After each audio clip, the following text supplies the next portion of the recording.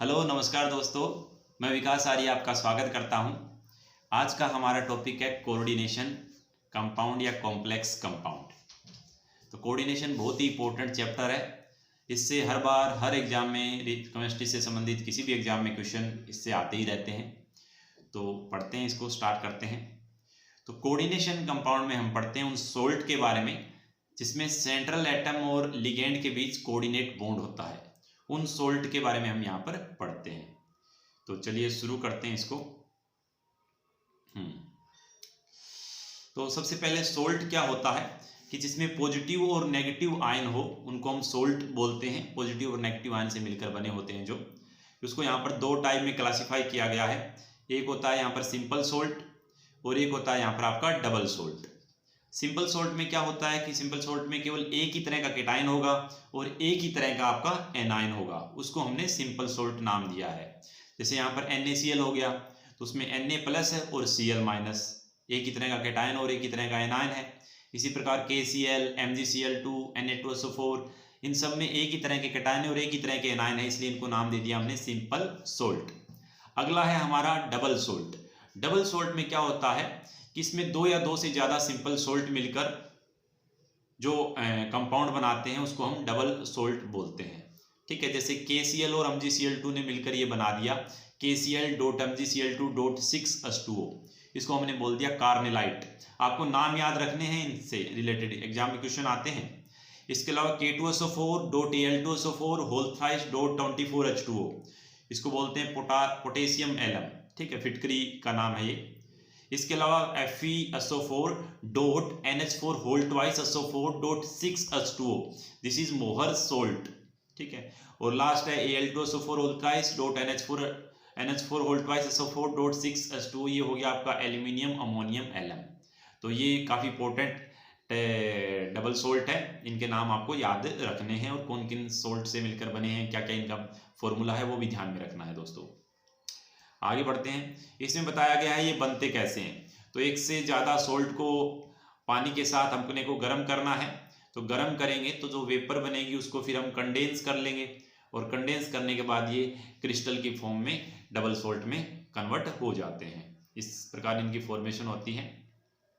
हमने देखा कंपाउंड को सिंपल सोल्ट और मोलिकुलर या एडिशन कंपाउंड में क्लासिफाई किया गया है। सिंपल सोल्ट हम पढ़ चुके हैं और जो मोलिकुलर या एडिशन कंपाउंड होते हैं उनमें एक डबल सोल्ट होता है और एक कॉम्प्लेक्स सोल्ट होता है। तो डबल सोल्ट के बारे में हमने देख लिया। अब कॉम्प्लेक्स सोल्ट और इनमें हम डिफरेंस देखेंगे, डबल सोल्ट और कॉम्प्लेक्स सोल्ट में क्या डिफरेंस होता है। तो देखिए अब डिफरेंस देखते हैं। डबल सोल्ट है एक तरफ, कॉम्प्लेक्स सोल्ट है आपका। तो डबल सोल्ट में क्या होता है दोस्तों कि addition compound which can completely ionise in water is called double salt. मतलब पानी में डालने पर जो कंपाउंड कंप्लीटली आयन में टूट जाए उसको हम बोलते हैं डबल सोल्ट। जैसे ये आपका फॉर्मूला है FeSO4.NH4 होल ट्वाइस SO4.6H2O। इसको हमने पानी में डाला तो पानी में डालते ही जितने भी इसके अंदर आयन थे सब में टूट गया, Fe+2, NH4+, SO4-2, तो ये कंप्लीटली आयोनाइज हो गया, दैट इज डबल सोल्ट। जबकि कॉम्प्लेक्स सोल्ट में क्या होता है कि addition compound which can not completely ionise in water is called complex salt. ये कंप्लीटली आयोनाइज नहीं होते। जैसे K4FeCN6 है, इसको पानी में डाल देंगे तो K प्लस और FeCN6 माइनस, ठीक है, ये -4 बना रहेगा। अब जो FeCN6 माइनस है, ये Fe+2 और Cn माइनस में नहीं टूटेगा। ठीक है, ये कॉम्प्लेक्स सोल्ट होता है कि अपनी कंप्लीट आयनों में नहीं टूटता, पार्शियली इसका डिसोसिएशन होता है लेकिन कंप्लीट आयनाइजेशन इसका नहीं होता। तो जो डबल सोल्ट होता है वो जितने भी आयन होते हैं सबका टेस्ट देता है, लेकिन कॉम्प्लेक्स सोल्ट होता है वो सब आयनों का टेस्ट यहाँ पर नहीं देगा। यहाँ पर Fe+2 और Cn माइनस का आपको टेस्ट नहीं मिलेगा। ये पहला डिफरेंस हो गया डबल सोल्ट और कॉम्प्लेक्स सोल्ट के अंदर। नेक्स्ट पॉइंट बात करूं मैं कि डबल सोल्ट में क्या होता है कि in this case compound fully lose their identity in aqueous. पानी में डालते ही अपनी पूरी आइडेंटिटी वो कंप्लीटली लूज कर देता है डबल सोल्ट। ठीक है, और जैसे KCl/MgCl2 को पानी में डालते ही K plus Mg+2 Cl minus अपने आयनों में कंप्लीटली ब्रेक डाउन हो गया है। जबकि कॉम्प्लेक्स सोल्ट की बात करेंगे तो it does not fully lose, ये मतलब अपना फुली लूज नहीं होता, पार्शली लूज होता है। जैसे K4FeCN6 था, उसको पानी में डाला तो K प्लस और FeCN6 4 माइनस इसी में टूटा है, कंप्लीटली नहीं टूटा है। ठीक है, ये बात है। नेक्स्ट डिफरेंशिएट की बात करें तो जो डबल सोल्ट होता है दे show ionic bond, covalent bond, coordinate bond में और मे नोट प्रेजेंट। मतलब इसमें हो भी सकता है और नहीं भी हो सकता है, जरूरी नहीं कि होगा इसमें। लेकिन अगर मैं बात करूं डबल कॉम्प्लेक्स सोल्ट की तो इसमें आयोनिक बॉन्ड, कोऑर्डिनेट बॉन्ड और कोवलेंट बॉन्ड हमेशा होता है। ऐसे कॉम्प्लेक्स कंपाउंड में ये 3 तरह के बॉन्ड हमेशा पाए जाते हैं। डबल सोल्ट में जरूरी नहीं होंगे या नहीं होंगे, कुछ कह नहीं पाएंगे हम, वो डिपेंड करेगा अलग अलग कंपाउंड पे। अगला डिफरेंशिएट है कि the properties of double salt are nearly the same as those of the constituent compound. बोलो डबल सोल्ट में क्या होता है कि जिनसे मिलकर वो बना होता है उनकी प्रॉपर्टी उस बने कंपाउंड की प्रॉपर्टी के सिमिलर होती है, नियरली सेम होती है। लेकिन कॉम्प्लेक्स सोल्ट की बात करें, the properties of complex salt are different them of the constituents compound. बोलो यहाँ पर प्रॉपर्टी एकदम डिफरेंट रहेगी। मतलब जिन आयनों से मिलकर ये कंपाउंड बना है कॉम्प्लेक्स कंपाउंड, उसकी प्रॉपर्टी और आयनों की प्रॉपर्टी यहाँ पर क्या रहेगी, डिफरेंट रहेगी। इसके अलावा नेक्स्ट डिफरेंस है हमारा कि जो डबल सोल्ट होते हैं they exist only in solid state, वो सॉलिड फॉर्म में ही रहते हैं। लेकिन जब कॉम्प्लेक्स कंपाउंड होते हैं वो सॉलिड में हो सकते हैं और एक्वस के अंदर भी हो सकते हैं। इसके अलावा डबल सोल्ट को लैटिस सोल्ट भी बोलते हैं और कॉम्प्लेक्स सोल्ट को यहाँ पर कोऑर्डिनेट सोल्ट यहाँ पर बोला जाता है। ये डिफरेंस हो गया हमारा डबल सोल्ट और कॉम्प्लेक्स सोल्ट के अंदर। ठीक है, तो ये सिंपल सा क्वेश्चन दिया है कि एक्वस सॉल्यूशन ऑफ CaSO4, यहाँ पर Cu+2 का टेस्ट दे रहा है, लेकिन जब इसमें NH3 मिला दिया तो ये Ca+2 का टेस्ट नहीं दे रहा, ऐसा क्यों? ऐसा क्वेश्चन है हमारा। तो सीधी सी बात है भाई साहब कि जब NH3 Copper+2 में मिला दोगे तो हो सकता है वो कॉम्प्लेक्स कंपाउंड बना ले, और कॉम्प्लेक्स कंपाउंड जरूरी नहीं हर आयन का टेस्ट दे। तो यही हुआ यहाँ पर, CuSO4 को NH3 में जब ऐड किया गया तो इसने एक कॉम्प्लेक्स कंपाउंड का निर्माण कर लिया, और कॉम्प्लेक्स कंपाउंड अपने सारे आयनों का टेस्ट नहीं देता, कुछ कुछ आयनों का ही टेस्ट ये देता है। इसलिए यहाँ पर Ca+2 और NH3 का यहाँ पर टेस्ट नहीं मिलेगा अपने को। आगे बढ़ते हैं दोस्तों। अब ये कॉम्प्लेक्स कंपाउंड हम डिटेल में पढ़ने वाले हैं, इसमें क्या क्या टर्मिनोलॉजी यूज होती है उसके बारे में हम डिटेल में डिस्कस करेंगे। तो ये आपका कॉम्प्लेक्स कंपाउंड दे रखा है। यहाँ पर ये जो बाहर जो ब्रैकेट से बाहर जो आयन है उसको आयोनाइजेशन स्पेयर बोलते हैं। ये जो ब्रैकेट है इसके बाहर के जो आयन है उनको आयोनाइजेशन स्पेयर बोलते हैं। इस ब्रैकेट को बोलते हैं कोऑर्डिनेशन स्पेयर या कॉम्प्लेक्स स्पेयर। इसके अलावा यहाँ पर जो मेटल दिख रही है आपको उसको बोलते हैं सेंट्रल मेटल एटम या सेंट्रल मेटल आयन। ये एकदम सेंटर में होगी, ठीक है, ये डी ब्लॉक के एलिमेंट ही होंगे मेनली यहाँ पर। इसके अलावा जो बगल में ये जो जुड़े हुए कंपाउंड है ये होते हैं आपके लिगेंड, इसको लिगेंड नाम दिया जाता है। इसकी जो संख्या होती है लिगेंड की उसको बोलते हैं कोऑर्डिनेशन नंबर, या इसको सेकेंडरी वैलेंसी भी बोल सकते हैं हम। इसके अलावा जो सेंट्रल मेटल एटम है आपकी, इस पर जो चार्ज होता है उसको बोलते हैं oxidation number of central atom, oxidation number of central atom, या प्राइमरी वैलेंसी भी इसको हम बोल सकते हैं। तो ये सारी बातें थी हमारी कोऑर्डिनेशन कंपाउंड के टर्मिनोलॉजी को लेकर। अब इसको वन बाय वन डिस्कस करते हैं। इसके अलावा इसमें जो बॉन्ड होते हैं, मैंने 3 बॉन्ड बताए थे कॉम्प्लेक्स कंपाउंड में, कोऑर्डिनेट बॉन्ड, आयोनिक बॉन्ड और कोवलेंट बॉन्ड। तो वो कहाँ कहाँ होते हैं वो देख लेते हैं कि ये सेंट्रल मेटल एटम है और ये लिगेंड है, इनके बीच जो बॉन्ड होता है उसको बोलते हैं कोऑर्डिनेट बॉन्ड। ये कोऑर्डिनेट बॉन्ड से जुड़े रहते हैं। कोऑर्डिनेट बॉन्ड में क्या होता है कि जो एक ही एटम होता है वो अपने दोनों इलेक्ट्रॉन दूसरे मेटल को देता है और इस प्रकार एक बॉन्ड बनाता है। ठीक है, इसमें एक ही एटम अपने इलेक्ट्रॉन देता है लेकिन बॉन्ड की शेयरिंग दोनों के बीच होती है। इसके अलावा यहाँ पर जो ये जो कोऑर्डिनेशन स्पेयर है आपका, इसके बीच और बाहर वाले जो आयन है उनके बीच जो बॉन्ड बना होता है उसको बोलते हैं आयोनिक बॉन्ड।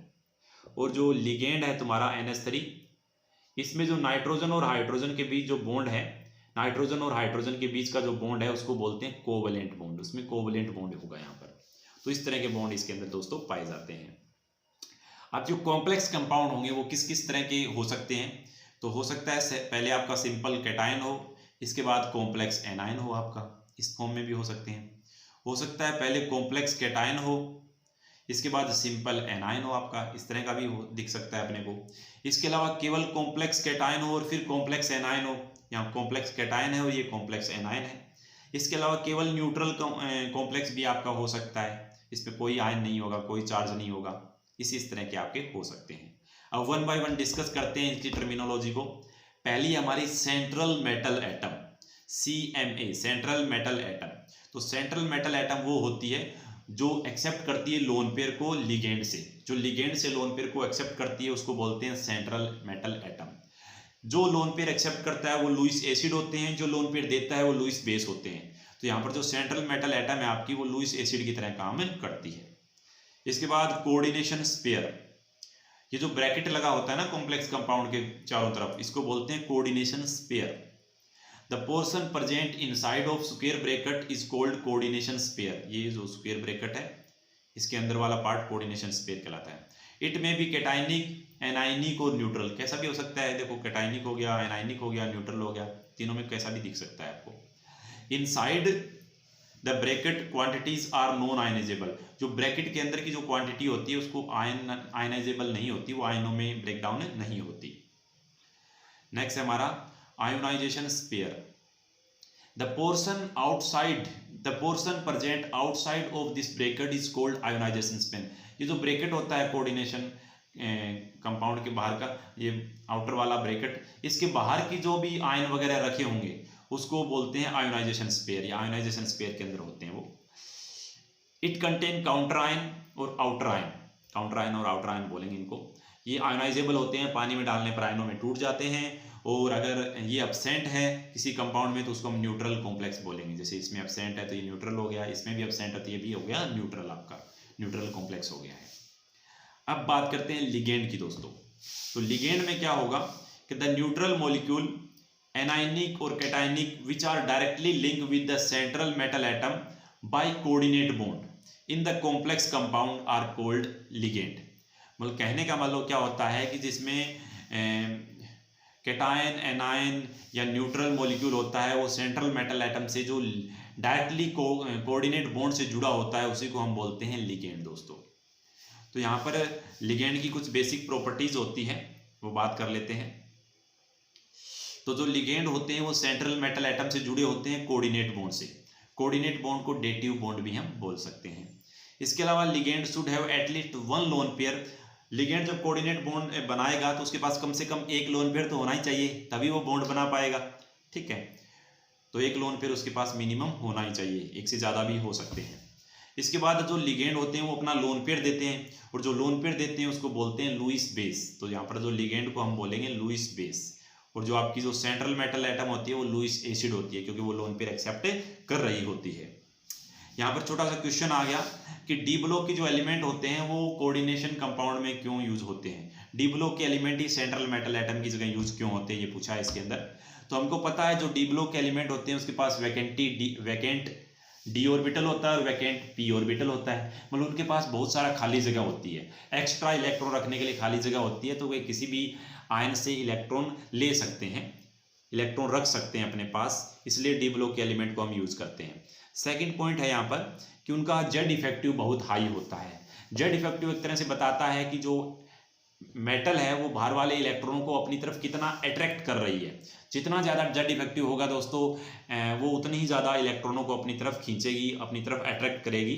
तो इनका जेड इफेक्टिव होता है वो थोड़ा ज़्यादा होता है, इसलिए डी ब्लॉक को एलिमेंट को हम सेंट्रल मेटल एटम की जगह यूज करते हैं, ताकि वो सारे इलेक्ट्रॉनों को अपनी तरफ खींच के रखे, कॉम्प्लेक्स कंपाउंड को एक बना कर रखे।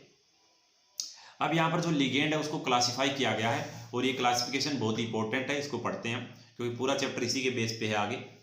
तो यहाँ पर क्लासिफिकेशन एक तो मोनोडेंटेड मतलब एक ही लोन पेयर डोनेट करेगा, बाइडेंटेड 2, ट्राइडेंटेड 3, टेट्राडेंटेड 4, हेक्साडेंटेड ये 5 या 6, ऐसे कितने लोन पेयर डोनेट कर रहा है उसके बेस पे ये आपको क्लासीफाई किया गया है। अब बात करते हैं मोनोडेंटेड या यूनिडेंटेड भी बोलते हैं उसको। ठीक है, तो ये केवल ओनली वन डोनर एटम और lone pair, it means donate only single lone pair, ये केवल सिंगल लोन पेयर ही डोनेट करता है। Between two donor atom two atom should be present. ठीक है, मतलब 2 एटम तो होने ही चाहिए, तभी उनके बीच एक लोन पेयर देगा और एक लोन पेयर लेगा, ऐसा हो सकता है। अब कुछ एग्जाम्पल दिए गए हैं, उनको ध्यान से देखते हैं। जैसे हेलोजन हो गया आपका, तो हेलोजन में X माइनस होगा, X माइनस की जगह F minus, Cl minus, Br minus, I minus कोई भी हो सकता है। इन पे चार्ज -1 रहेगा और डोनर एटम इसमें 1 होगा, मतलब एक हेलोजन होगा। इसके बाद ऑक्सो की बात करूं तो O-2 चार्ज -2 है, डोनर एटम ऑक्सीजन है। इसी प्रकार हाइड्रोक्सो की बात करूं OH- चार्ज -1 है, डोनर एटम ऑक्सीजन है। पेरोक्सो की बात करूं तो O2-2, यहाँ पर चार्ज देखो -2 है लेकिन डोनर एटम आपका ऑक्सीजन ही है।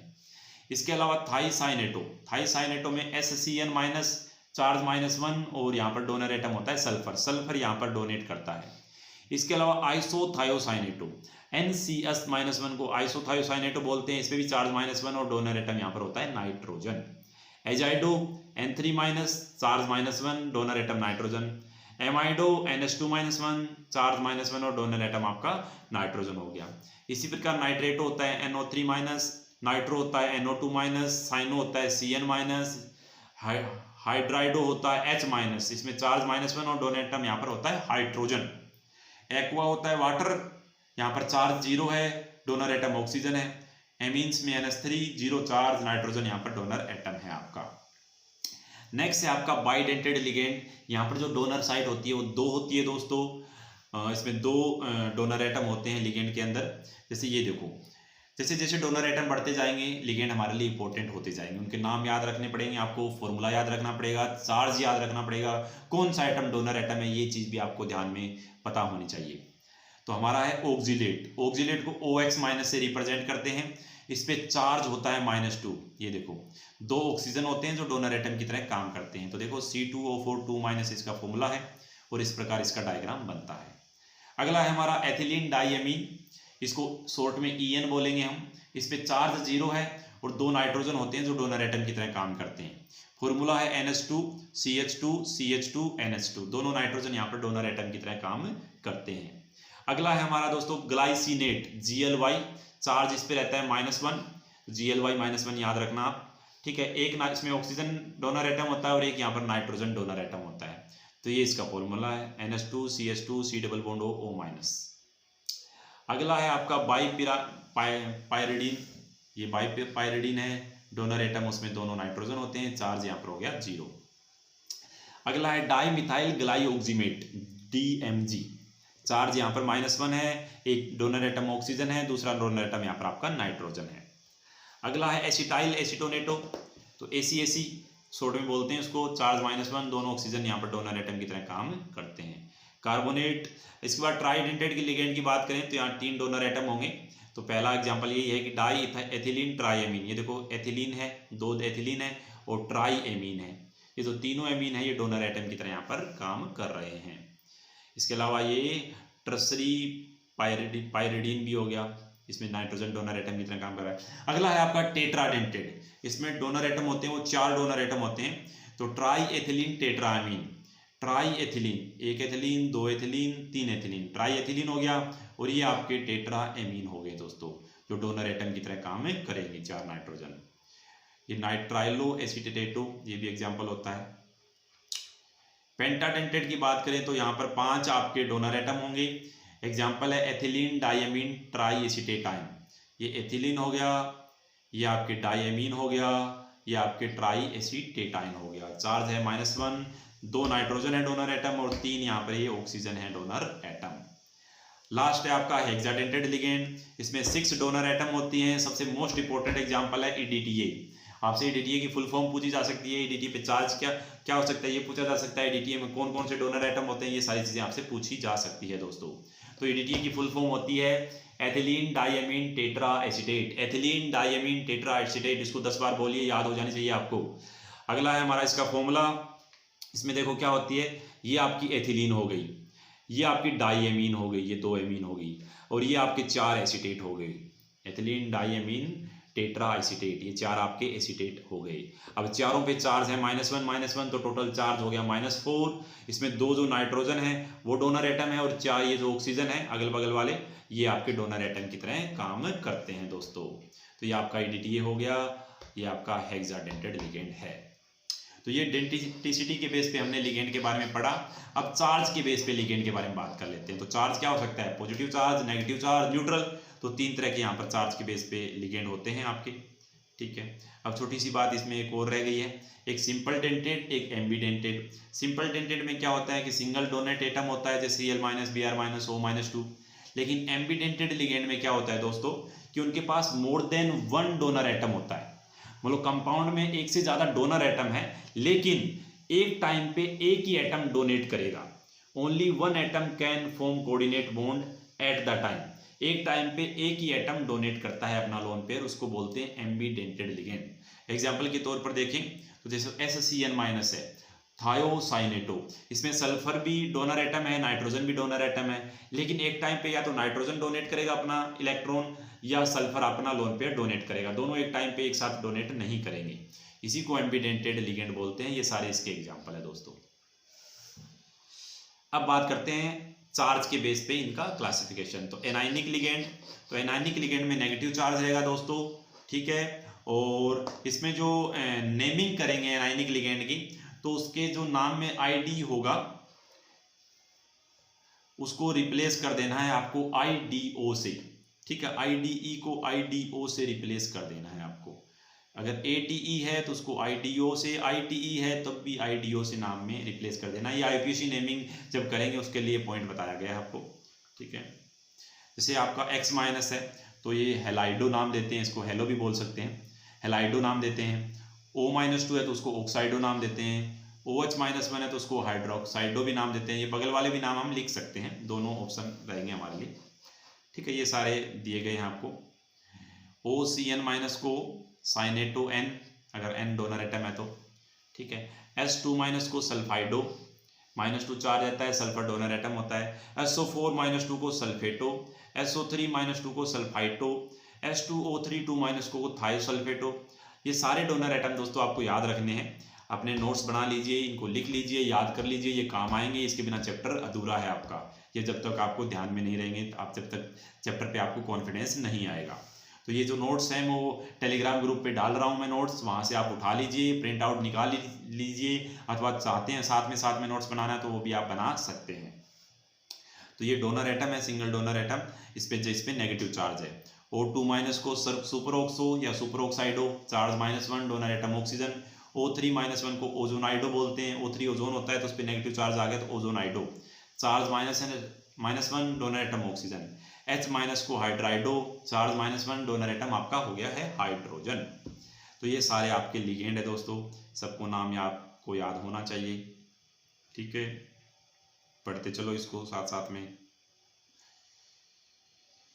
ये देखो आपका ऑक्सीलेटो OX-2, EDTA, ठीक है, ये हमने पढ़ा था, ये सारी चीज़ें रिपीट हो रही है।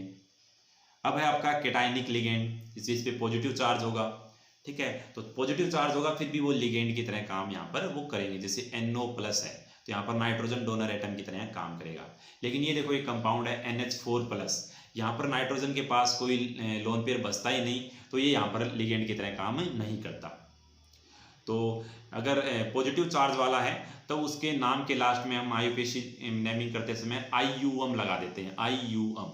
जैसे एग्जांपल देते हैं, NO+ है तो इसके नाम के लास्ट में लग जाए नाइट्रोसोनियम, IUM लग गया, देख लो दोस्तों, ठीक है। नाइट्रोसीलियम भी बोल सकते हैं। चार्ज +1, डोनर एटम यहाँ पर नाइट्रोजन है। NO2+ है तो nitronium, charge +1, donor atom nitrogen. NH2 NH3+2 है तो इसको हाइड्राजीनियम, +1 चार्ज नाइट्रोजन यहाँ पर डोनर एटम की तरह काम कर रहा है दोस्तों। अब बात करते हैं न्यूट्रल लिगेंड की। तो न्यूट्रल स्पीसीज होता है जिस पर कोई भी चार्ज नहीं होता, ठीक है। ये भी लोन पे डोनेट कर सकते हैं। और लोन पे डोनेट कौन करेगा? अगर एक से ज़्यादा डोनर एटम है तो उसमें जिसकी इलेक्ट्रॉन एक्टिविटी कम है वो यहाँ पर लोन पे डोनेट करेगा। तो जैसे एग्जांपल लेते हैं, यहाँ पर H2O है, इसको एक्वा बोलते हैं।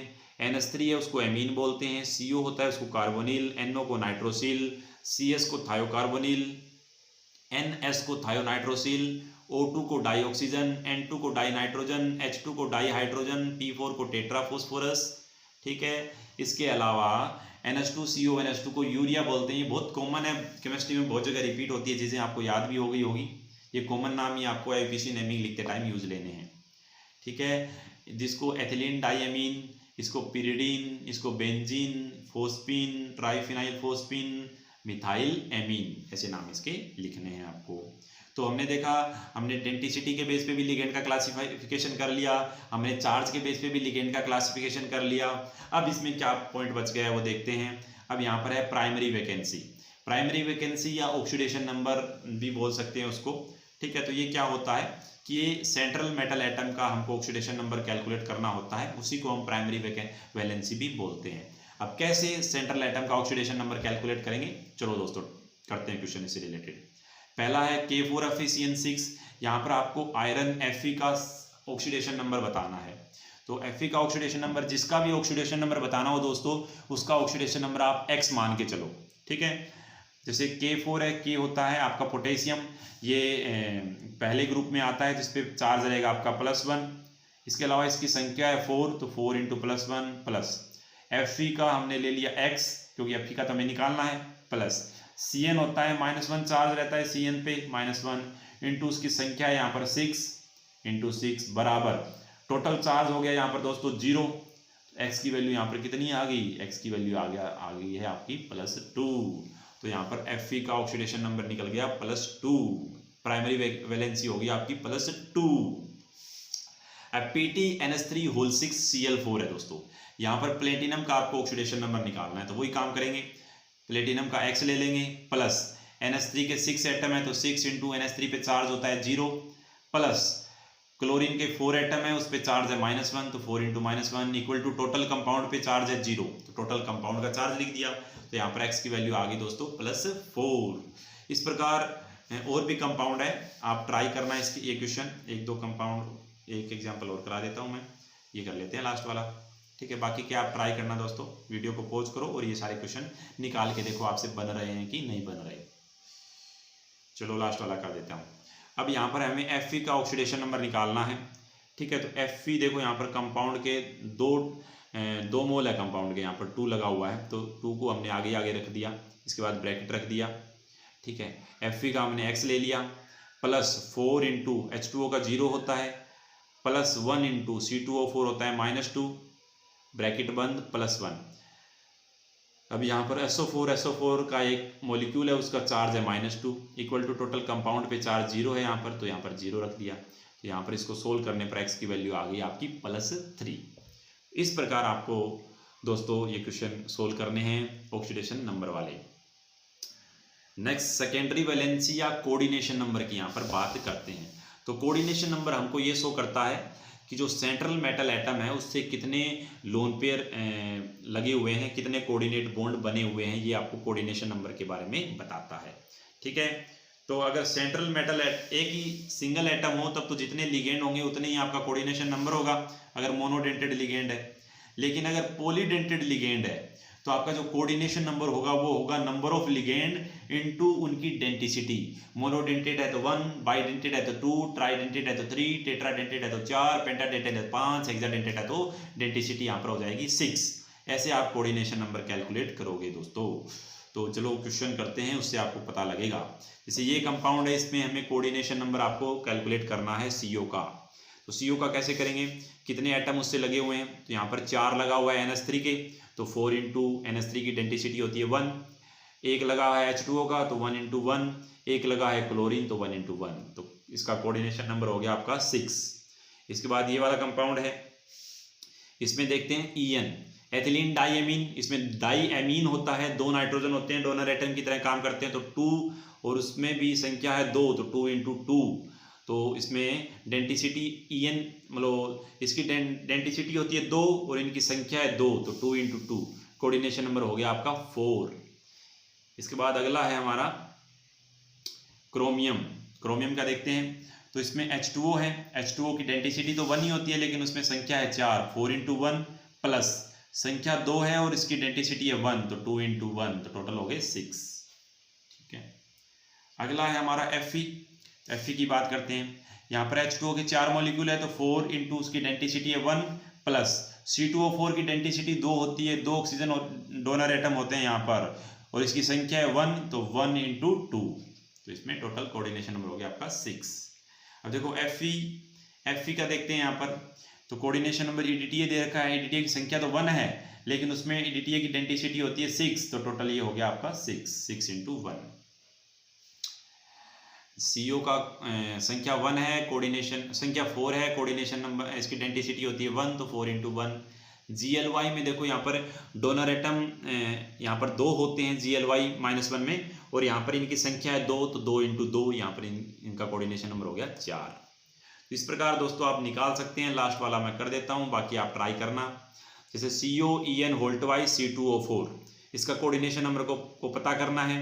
तो EN एथिलीन डाइअमीन 2 डोनर एटम, संख्या भी 2, तो 2 × 2 प्लस C2O4 संख्या है 1 प्लस C2O4 मॉलिक्यूल 1 है, और इसमें जो डोनर एटम होते हैं वो 2 होते हैं, तो 2 × 1, तो ये हो गया टोटल 6। इस प्रकार हम कोऑर्डिनेशन नंबर किसी का भी कैलकुलेट कर सकते हैं दोस्तों। आगे बढ़ते हैं हम। अब ये कुछ क्वेश्चन है, और क्वेश्चन आपको ट्राई करने हैं ये खुद। ये तो थोड़ा वो हो गया, सब्जेक्टिव क्वेश्चन है, ठीक है, तो आप ट्राई करना इसको पोज करके। ये क्वेश्चन है, ये पढ़ लेना एक बार। इस क्वेश्चन में क्या मेथड लगाया गया है, इसमें आपको टाइट्रेशन वाला मेथड लगाया गया है। 2 चीज़ें और एक दूसरे को न्यूट्रलाइज कर रही है, इसका मतलब दोनों के इक्विवेलेंट बराबर होंगे। और नंबर ऑफ इक्विवेलेंट क्या होते हैं, मोल इंटू एन फैक्टर।